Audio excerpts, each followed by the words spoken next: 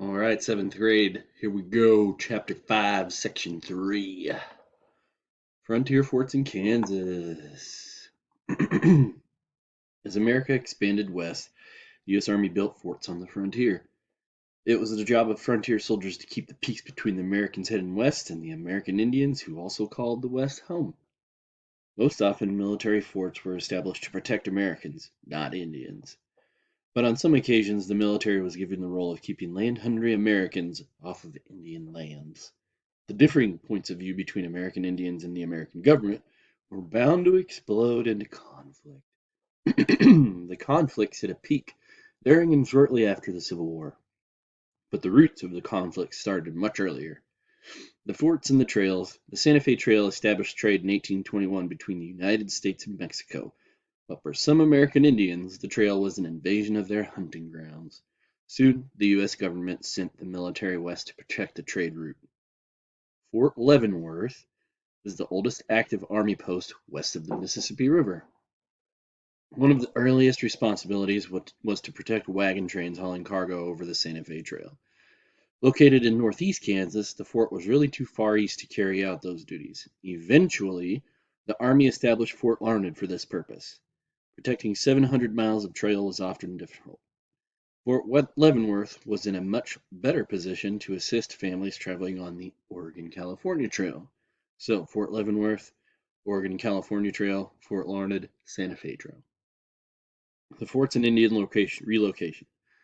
When the U.S. government began moving Eastern Indian tribes into Kansas, the soldiers of Fort Leavenworth took new responsibilities. The U.S. Army's job was now to protect the Indian lands. Fort Scott was soon established to help with this duty.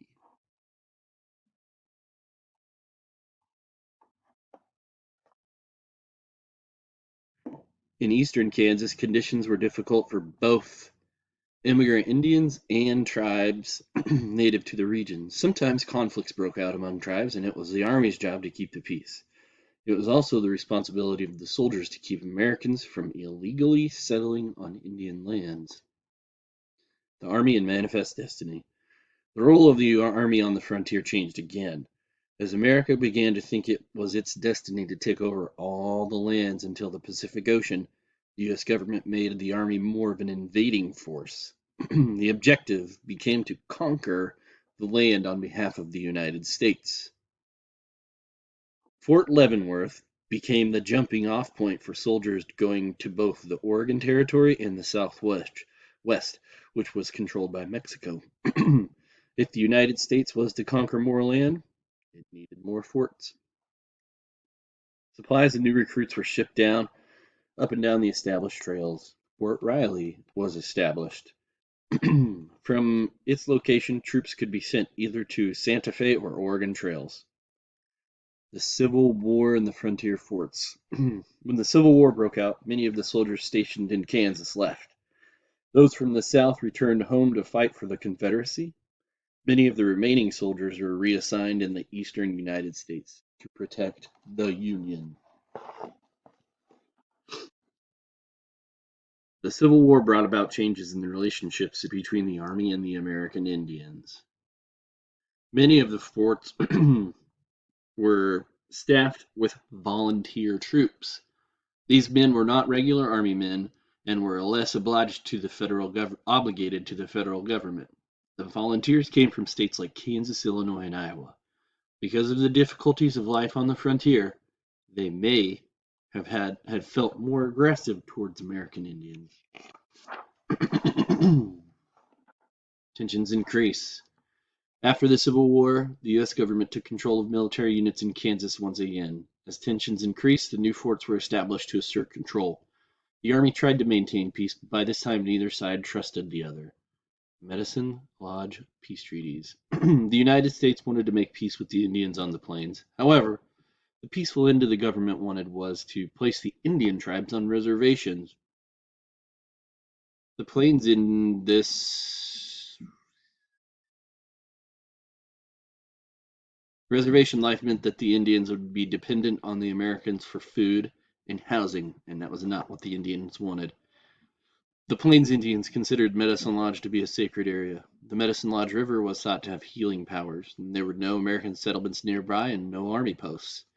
More than 5,000 Cheyenne, Arapaho, Kiowa, Apache, and Comanche met with a commission appointed by the United States government at Medicine Lodge. Many speeches were made. Satanta, a Kiowa chief, spoke asking why the Kiowa should trust government agents for food. He also called the building homes for those nonsense.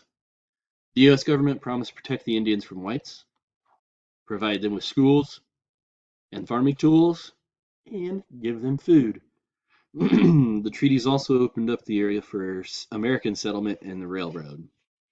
The treaties were signed, but they did not bring peace. Some tribes chose to live on the reservations, while others chose to remain free. Treaties and promises were broken. Fighting between the U.S. Army and the Plains tribes continued for several years. The end of the frontier. It was only a matter of time before the railroad pushed its way through Kansas.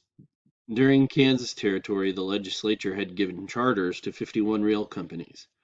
The approaching Civil War stopped construction. During the Civil War, President Lincoln approved the Pacific Railroad Bill. 3 feeder lines were authorized to be built in Kansas. Before long, the railroad would connect Kansas to the rest of the country, and life in Kansas would change forever. All right, that's the end of chapter 5. Go ahead and do your worksheet. Bye, guys.